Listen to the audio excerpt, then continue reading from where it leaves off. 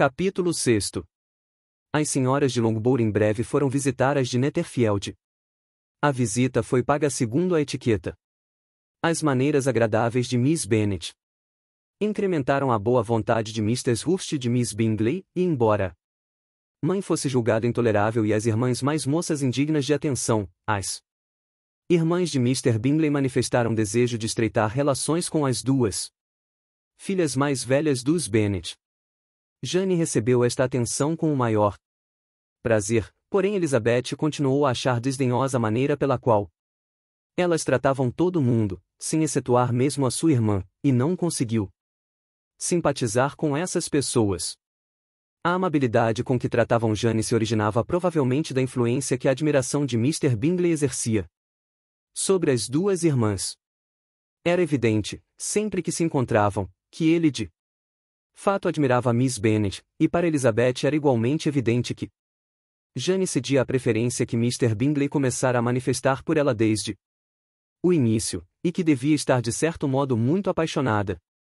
Elizabeth refletia, com prazer, que não era provável que alguém o descobrisse, pois Jane unia uma grande força de sentimentos a uma discrição de gênio e a uma disposição uniformemente alegre que a preservariam da suspeita de pessoas impertinentes.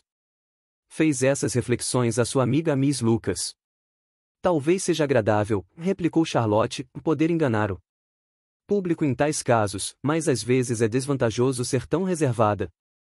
Se uma mulher esconde a sua afeição com igual habilidade daquele que constitui o objeto dessa afeição, pode perder a oportunidade de conquistá-lo.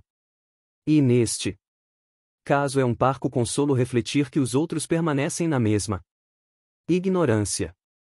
Existe tanta gratidão e vaidade em quase todas as afeições que é perigoso abandoná-las à sua sorte. Todos podemos começar livremente. Uma ligeira preferência é bastante natural, mas são poucos os que têm um coração bastante firme para amar sem receber alguma coisa em troca. Em 90% dos casos, uma mulher deve mostrar mais afeição do que a que realmente sente. É evidente que Bingley gosta da sua irmã, mas ele poderá nunca passar disto se ela não o auxiliar. Mas Jane o auxilia tanto quanto a sua natureza o permite. Se eu posso perceber a preferência que ela tem por ele, ele seria um homem bem simplório se não o descobrisse também.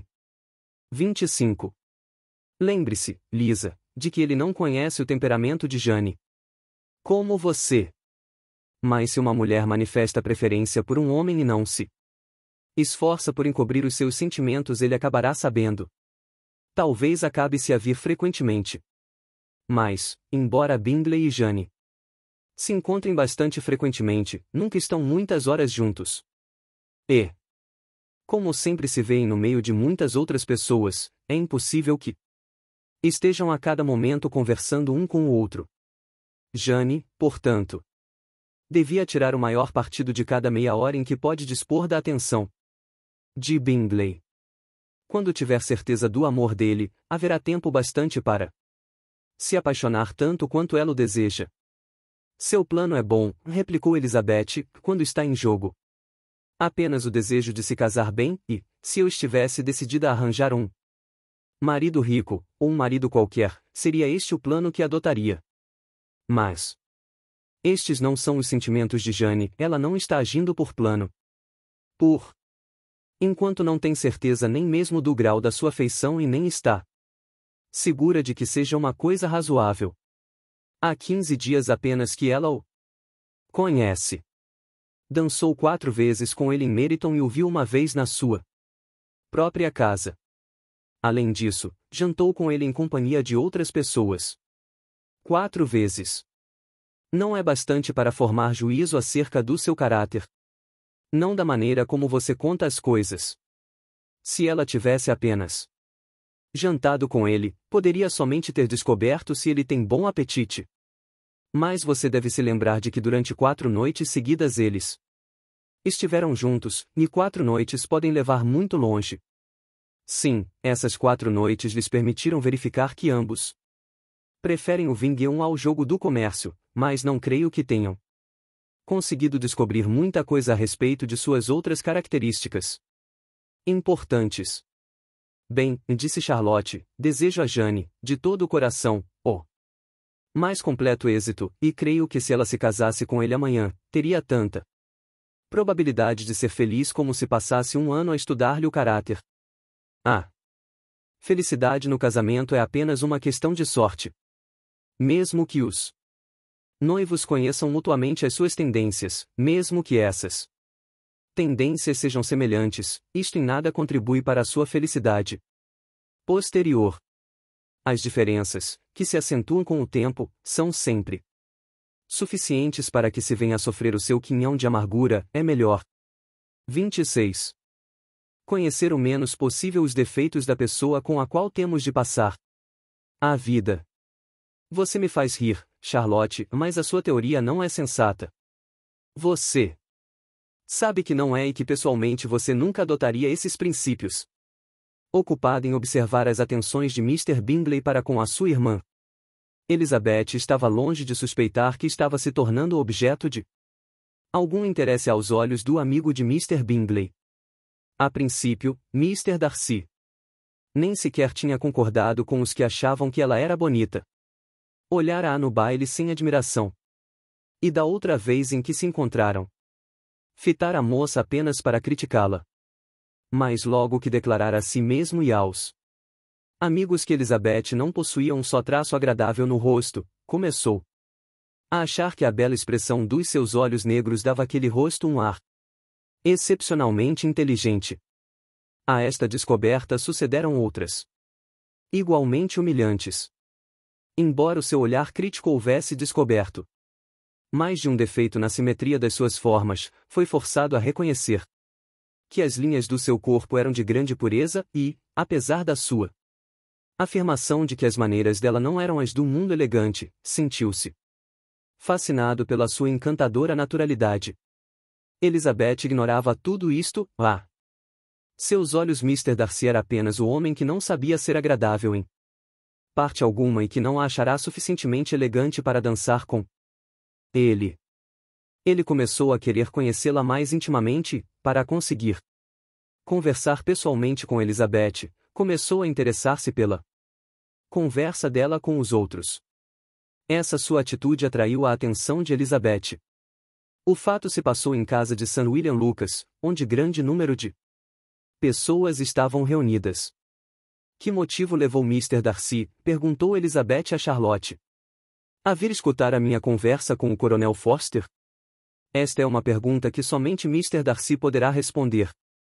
Mas se ele continua com este jogo eu lhe farei certamente saber que estou percebendo o que ele quer com isto. Ele é muito sarcástico, e se eu não começar a ser impertinente também, dentro em pouco terei medo dele. Quando Mr. Darcy se aproximou delas pouco depois, embora sem a intenção aparente de falar, Miss Lucas desafiou a amiga a mencionar diante dele o assunto que estavam discutindo. Aceitando a provocação, Elizabeth se virou para ele e disse: 27. O senhor não acha, Mr. Darcy, que ainda agora eu me exprimi com grande felicidade? Quando eu brinquei com o Coronel Forster sobre a possibilidade de ele nos oferecer um baile em Meryton. Com grande energia. Mas este é um assunto que sempre infunde energia a uma senhora. O senhor nos trata com severidade. Breve vai chegar a sua vez de ser provocada, disse Miss Lucas. Eu vou abrir o piano, Elisa, e você sabe o que espera. Você é uma amiga estranha, sempre querendo que eu toque e cante. Diante de todo mundo. Se a minha vaidade tivesse tendência musical, você seria preciosa, mas como este não é o caso eu preferia não me exibir diante de pessoas que estão habituadas a ouvir os melhores concertistas. E como Miss Lucas insistisse, ela acrescentou: muito bem. Se não há outro jeito. E, olhando gravemente para Mr. Darcy, continuou: há um velho provérbio que todos aqui naturalmente conhecem. Guarde o seu sopro para esfriar o seu caldo. Eu conservarei o meu para cantar. A sua atuação como cantora foi agradável, embora de nenhum modo excepcional. Depois de uma ou duas canções, e antes que pudesse responder, Aos pedidos de várias pessoas que queriam ouvi-la novamente, Elizabeth teve de ceder o lugar à sua irmã Mary, que esperava com impaciência, pois, faltando-lhe todos os atrativos, estudará com grande aplicação e estava portanto sempre pronta a exibir-se. Mary não tinha talento, nem gosto. Embora a vaidade lhe tivesse dado perseverança, dera-lhe igualmente um ar pedante de maneiras convencidas.